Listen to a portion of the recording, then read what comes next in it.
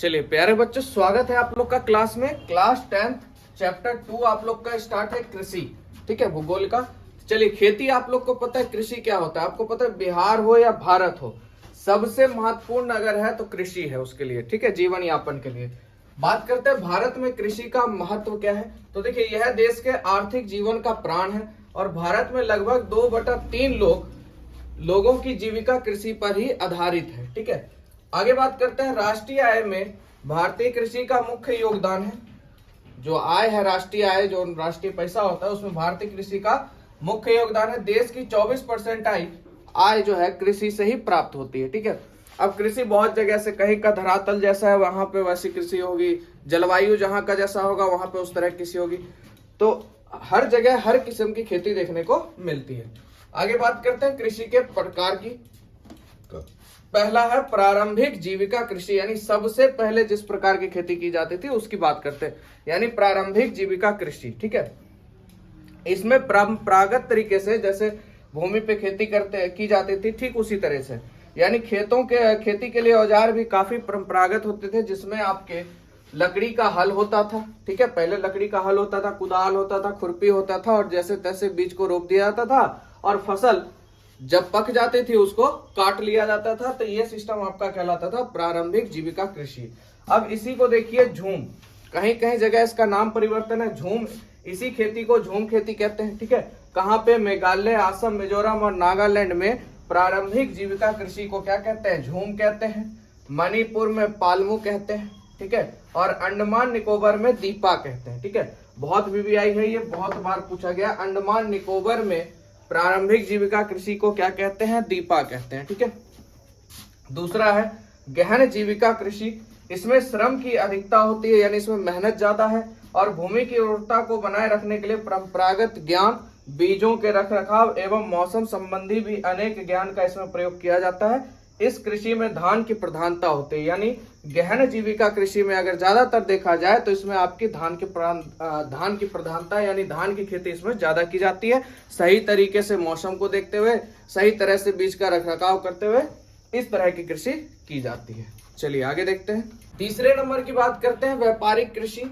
तो इस कृषि में अधिक पूंजी, आधुनिक कृषि तकनीक का निवेश किया जाता है। इसमें मुख्य रूप से गेहूं की खेती की जाती है, ठीक है। आगे बात करते हैं ऋतु के आधार पर फसल के प्रकार। तो सबसे पहला है आप लोग का खरीफ, ध्यान रखिएगा, यहां से भी क्वेश्चन आपका बहुत बनता है। खरीफ जो कि जून जुलाई से नवंबर से अक्टूबर तक में है, ठीक है। जून जुलाई से स्टार्ट होता है, नवंबर अक्टूबर में इसका कटनी हो जाता है। और ये ऋतु की बात करें तो ये किसमें होता है? वर्षा ऋतु में। याद रखिएगा, खरीफ किसमें आपका हो जाता है? वर्षा ऋतु में। इसमें आपका चावल, और चावल की 3 किस्में हैं, ये भी बहुत बार क्वेश्चन में पूछा है, ओस, अमन, बोरो। याद रखिए, चावल की 3 किस्में होती हैं, अमन, बोरो, ओस, या ओस, अमन, बोरो। इसमें जूट, मकई, मूंग, ज्वार, बाजरा, मूंगफली, तिल, कपास, इस सब की खेती की जाती है। दूसरा है रबी फसल, जो कि ठंडी में होता है, ठीक है। रबी फसल यानी शीत ऋतु में होता है, याद रखिएगा। अक्टूबर नवंबर से मार्च, अक्टूबर नवंबर में बोना शुरू किया जाता है, मार्च अप्रैल तक इसकी कटाई हो जाती है। इसमें आपका गेहूं, जौ, चना, मसूर, मटर, सरसों, ठीक है। आपसे इसमें क्वेश्चन कैसे बनता है? निम्नलिखित में से कौन रबी फसलें हैं, ठीक है। तो याद रखिएगा, सभी लोग बिहार से अधिकतर होंगे, तो भैया ठंडी में कौन सी फसलें होती हैं आप लोग को 100% पता होगा, तो गड़बड़ाइएगा नहीं। रबी का मतलब भैया ठंडी, और जायद यानी ज्यादा क्या लगता है? गर्मी, तो ग्रीष्म ऋतु, ठीक है। और खरीफ यानी खरखर सगरुन, एकदम कादो खरखरायल रहता है, मोन खरखरायल, यानी खरीफ फसल। खरीफ फसल आपका वर्षा ऋतु, रबी फसल आपका ठंडी हो गया, शीत ऋतु, और जायद आपका ग्रीष्म ऋतु, याद रखिएगा। तो शीत ऋतु में आपका गेहूं, जौ, चना, मटर, मसूर, सरसों हो गया। जायद फसलें ये मार्च अप्रैल से शुरू होती है और मई जून तक। अभी कौन सी फसल चल रहा है? आपका जून चल रहा है अभी, तो जायद फसलें हो जाएगा, ठीक है। ग्रीष्म ऋतु में इसमें ज्यादातर सब्जी की खेती की जाती है, कद्दू, खीरा, ककड़ी, तरबूज, खरबूज, इस सब की, ठीक है। आगे बात करते हैं चावल के बारे में, ठीक है। तो विश्व का 22% चावल क्षेत्र भारत में है। 22% चावल का क्षेत्र जो है हमारे भारत में देखने को मिलता है। अगर इसकी भौगोलिक दशाएं की बात करें तो इसका तापमान जो चाहिए, बोते समय 21 डिग्री सेल्सियस होना चाहिए, बढ़ते समय 24 डिग्री सेल्सियस होना चाहिए, और पकते समय 27 डिग्री सेल्सियस होना चाहिए। बात करें वर्षा की तो 125 से 200 सेंटीमीटर तक वर्षा चाहिए इसको। और मिट्टी कौन सी चाहिए? जलोढ़ मिट्टी चाहिए। अगर उत्पादक राज्य की बात करें तो पश्चिम बंगाल, बिहार, उत्तर प्रदेश, तमिलनाडु, केरल आदि, ठीक है। यहाँ पे एक चीज और ध्यान में रखना है आपको नोट में, पश्चिम बंगाल में चावल की तीनों ही किस्में की खेती की जाती। तीनों किस्में कौन सी आपको याद होगा, ओस अमन बोरो। क्या हो जाएगा, ओस अमन बोरो, याद रखिएगा। किस क्षेत्र में चावल की तीनों फसलें उगाई जाती है, तो वो आपके पश्चिम बंगाल में उगाई जाती है। ठीक है, चलिए आगे देखते हैं। चलिए आगे बात करते हैं गेहूं के बारे में। ठीक है, तो इसे उगाने के लिए 50 से 75 सेंटीमीटर वार्षिक वर्षा की जरूरत होती है और देश में कुल गेहूं उत्पादन का 2/3 हिस्सा आपका पंजाब, हरियाणा और उत्तर प्रदेश से प्राप्त किया जाता है। ठीक है, उत्तर प्रदेश देश का सबसे बड़ा गेहूं उत्पादक राज्य है। उत्तर प्रदेश देश का सबसे बड़ा गेहूं उत्पादक राज्य है। आगे बात करते हैं मोटे अनाज में ज्वार, यह वर्षा पर निर्भर कृषि है। इसका सबसे बड़ा उत्पादक राज्य महाराष्ट्र है। ठीक है, बाजरा यह पशुओं का सबसे प्रमुख आहार है और इसका सबसे बड़ा उत्पादक राज्य की बात करें गुजरात, राजस्थान, उत्तर प्रदेश है। मकई, इसमें ग्लूकोज और तथा मंड पाया जाता है। यह एक खरीफ फसल है मकई जो आपका है, और इसे 21 डिग्री से 27 डिग्री तापमान तथा 75 सेंटीमीटर वर्षा की आवश्यकता होती है।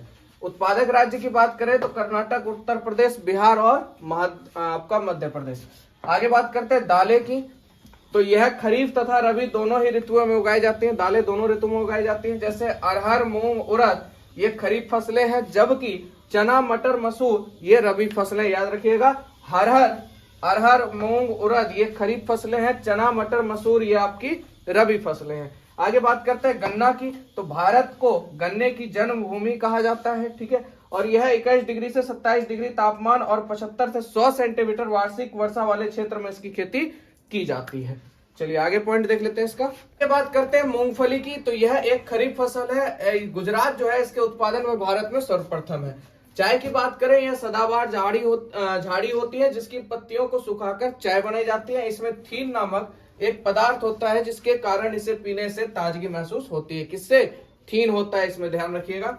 कॉफी के 3 प्रमुख किस्में होती हैं, अरेबिका, लिबेरिका, रोबस्टा। याद रखिएगा, कॉफी की 3 किस्में होती हैं, अरेबिका, लिबेरिका, रोबस्टा, और भारत में उत्तम किस्म की अमेरिका कॉफी उपजाई जाती है। आगे बात करते हैं बागवानी फसलें में, तो आम, लीची, केला ये तो आप सबको पता ही होगा। बागवान में यानी बड़े बड़े बागान में जो लगाए जाते हैं वो सब फसलें हो गई, जैसे केला हो गया आप लोग का, आम हो गया, लीची हो गया। बात करते हैं रेशेदार फसलें, तो इसमें 1 नंबर पे आता है कपास। कपास खरीफ फसल है, याद रखिएगा। कपास कैसी फसल है बाबू? खरीफ फसल। यह उपोष्ण तथा उष्ण कटिबंधीय पौधा है। इसके उत्पादक राज्य की बात करें तो महाराष्ट्र, गुजरात, मध्य प्रदेश इसमें शामिल है। आगे है जूट, इसे सुनहरा रेशा भी कहते हैं। पूछ देगा निम्न में से किसे सुनहरा रेशा कहते हैं, तो याद रखिएगा जूट को सुनहरा रेशा कहते हैं। ठीक है, और इसके द्वारा जूट द्वारा रस्सी, चट, बोरा आदि बनाई जाती है। ठीक है, आगे बात करते हैं ऑपरेशन फ्लड के बारे में। तो ऑपरेशन फ्लड क्या था? तो देश में दूध उत्पादन में काफी वृद्धि हुई। इसके कारण ऑपरेशन फ्लड के द्वारा देश में दूध उत्पादन में वृद्धि आई। किसके द्वारा? ऑपरेशन फ्लड के द्वारा, याद रखिएगा।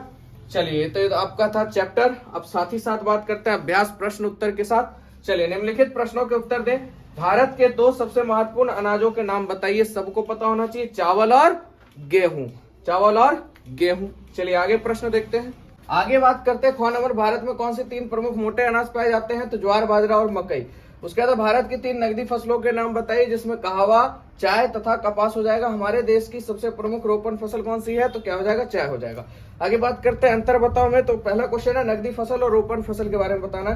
तो नकदी फसल, इस कृषि में किसान अधिक पूंजी कृषि तकनीक का निवेश करते हैं। ठीक है, किया जाता है। इसमें अधिक पैदा देने वाले प्रकृष्ट बीज, रासायनिक बीज, सिंचाई, रासायनिक खाद का उपयोग किया जाता है नकदी फसलों में।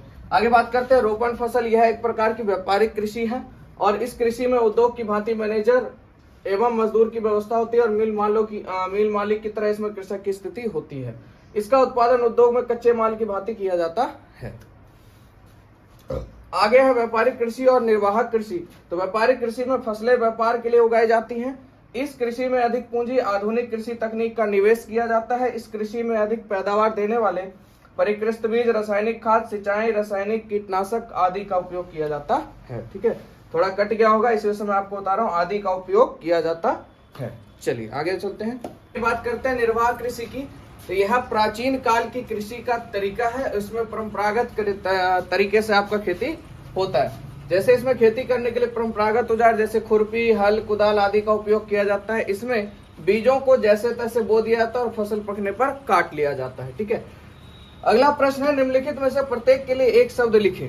हमारे देश में मानसून के आरंभ में बोई जाने वाली और शरद ऋतु में काटे जाने वाली फसल कौन सी हो जाएगी? खरीफ फसल। ठीक है, अगला है, वर्षा के पश्चात जाड़े में बोई जाने वाली तो रबी फसल हो जाएगी। जाड़े की बात करेगा तो रबी फसल। आगे है, बसंत में काट ली जाती है। भूमि जिसे खेती करके छोड़ दिया जाता है ताकि उर्वरता लौट सके और उस पर पुनः खेती की जाए तो उसे कहते हैं चालू प्रति भूमि। क्या कहते हैं? चालू प्रति भूमि। अगला प्रश्न है, कारखाने के उत्पादन में मिलती जुलती वैज्ञानिक तथा व्यापारिक ढंग से की जाने वाली एक फसल खेती कौन सी है? तो व्यापारिक कृषि है। कौन सी हो जाएगी? व्यापारिक कृषि। चलिए बात करते हैं लघु उत्तरीय प्रश्न की। तो पहला क्वेश्चन है, भारत में उपजने वाली दो खाद्य, नगदी एवं रेशे वाली फसलों के नाम बताइए। तो खाद्य फसलों में आपका चावल और गेहूं हो जाएगा। ठीक है, और नगदी फसलें में चाय और कहवा, रेशे वाले फसलें में कपास और जूट। आगे उपयुक्त फसलों के उत्पादन करने वाले दो प्रमुख राज्यों के नाम लिखिए, दो। तो चावल की बात करें तो सबसे आगे पश्चिम बंगाल, उसके बाद बिहार। यूपी में सबसे आगे बात करें तो उत्तर प्रदेश और दूसरा पंजाब। चाय की बात करें हिमाचल प्रदेश, आंध्र प्रदेश और असम भी आपका हो जाएगा। ठीक है, कहवा की बात करें कर्नाटक, तमिलनाडु में हो जाएगा। कपास महाराष्ट्र, गुजरात में। और जूट की बात करें तो नदियों का डेल्टा हो जाएगा, गंगा का निचला मैदान पे, वहां पे इसका खेती होता है। आगे भारत में उपजाए जाने वाले वर्षाधीन फसलों के नाम लिखे। तो धान, मकई, ज्वार, बाजरा, कपास, जूट आदि ये वर्षा में होने वाले हैं। आगे है, शुद्ध राष्ट्रीय उत्पाद में कृषि के योगदान की चर्चा करें। तो हमारा देश एक कृषि प्रधान देश है। यहाँ की जनसंख्या 2/3 भाग अपनी आजीविका कृषि पर आधारित है, यानी उनका जीवन कृषि पर आधारित होता है। यहाँ की कृषि कैसी है? मानसूनी है। यहाँ सिंचाई का बहुत अधिक विकास नहीं हुआ है। यहाँ की शुद्ध राष्ट्रीय आय में 24% आय कृषि से प्राप्त होती है। चलिए आगे बढ़ते हैं। अगला प्रश्न है, भारतीय कृषि की निम्न उत्पादकता के कारण को संक्षेप में लिखें। ठीक है, उत्पादकता में किस लिए कमी है, क्या सब चीज को देखते हैं। देखिए, सबसे पहले सिंचाई की समुचित व्यवस्था का अभाव है। दूसरा, परंपरागत तरीके से की गई कृषि है हमारी। ठीक है, पहले से करते जैसे आ रहे हैं वैसे ही। उन्नत बीजों का अभाव है और यहाँ जो कृषि है वो मानसून पे आधारित कृषि है। और अगला है, आधुनिक एवं वैज्ञानिक तरीकों का क्या है? अभाव है। चलिए अगला प्रश्न है, हरित क्रांति से आप क्या समझते हैं? बहुत बार क्वेश्चन पूछा हुआ है, तो ध्यान से आप लोग याद कर लीजिएगा इसको। कहता है, गेहूं की कृषि से हरित क्रांति की शुरुआत हुई। किस कृषि से? गेहूं की कृषि से। ठीक है, और यह 1960 से 70 के दशक में हुआ। इसके अंतर्गत संकरित उन्नत बीज, सिंचाई, रासायनिक खाद, कीटनाशक आदि के प्रयोग कर खदानों में उत्पादन की अत्यधिक वृद्धि की गई। अगला प्रश्न है, भारतीय कृषि की 5 प्रमुख विशेषताओं को लिखें।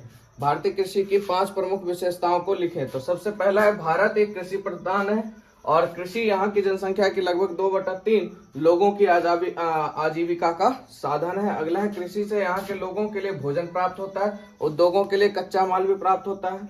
आगे, भारत की जलवायु और मिट्टी में विविधता पाई जाती है, जिसके कारण फसलों में भी विविधता पाई जाती है। उसके बाद, देश की राष्ट्रीय आय में 24% कृषि का ही योगदान है। चलिए अगला देखते हैं। अगला प्रश्न है, भारत में उपजाए जाने वाली प्रमुख खाद्य एवं व्यावसायिक फसलों के नाम लिखिए।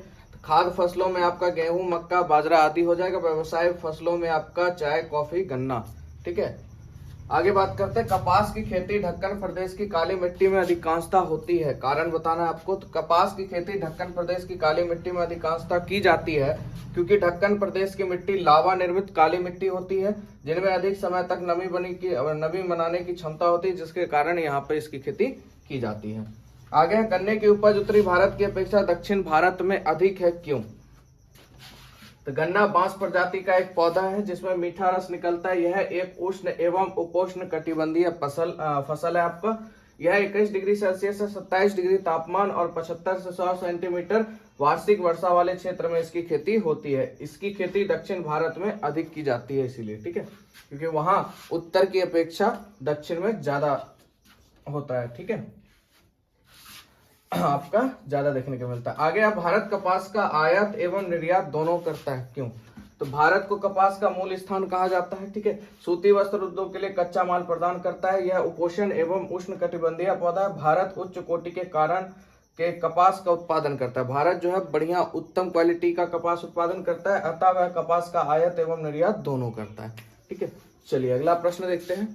अगला प्रश्न है, लास्ट प्रश्न आपको आप लोग का, भारत विश्व का एक अग्रणी चाय निर्यातक देश है, कारण बताइए। चलिए, चाय एक सदाबहार झाड़ी है जिसकी पत्तियों को सुखाकर चाय बनाया जाता है और इसमें थीन नाम का एक पदार्थ होता है जिसके कारण इसे पीने पे ताजगी महसूस होती है। ठीक है, तो आज आप लोग जान गए कि भैया चाय पीने से ताजगी क्यों महसूस होती है, क्योंकि इसके अंदर थीन नामक रसायन पाया जाता है। ठीक है, आगे है, भारत इसके उत्पादन में विश्व में द्वितीय स्थान पर है तथा यह उत्तम किस्म की चाय का उत्पादन करता है। भारत जो हमारा उत्तम किस्म की चाय का उत्पादन करता है, साथ ही साथ आपको पता हो कपास का भी उत्तम किस्म का उत्पादन करता है, इसीलिए विश्व का अग्रणी चाय निर्यातक देश है, इसीलिए विश्व में सबसे आगे हमारा देश है।